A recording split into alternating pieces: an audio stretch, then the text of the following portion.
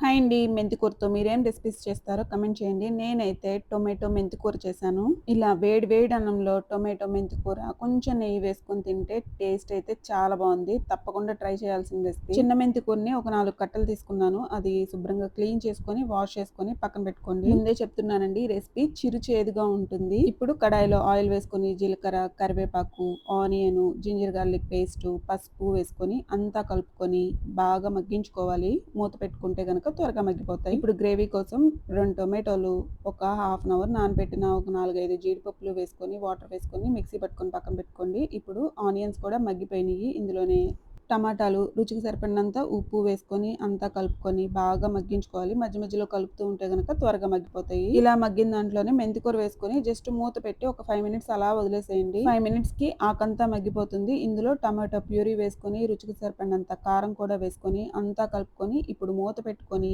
కూరంతా దగ్గరకు వచ్చే వరకు ఉడికించుకోవాలి. ఇలా అంతా దగ్గరకు వచ్చినప్పుడు కొంచెం కొత్తిమీర, గరం మసాలా వేసుకొని కావాలి అనుకుంటే హాఫ్ లెమన్ స్క్వీజ్ చేసుకొని అంతా కలుపుకొని స్టవ్ ఆఫ్ చేసుకొని సర్వ్ చేసుకోవటమే. నచ్చితే ట్రై చేసి ఎలా వచ్చిందో కమెంట్ చేయండి. బాయ్.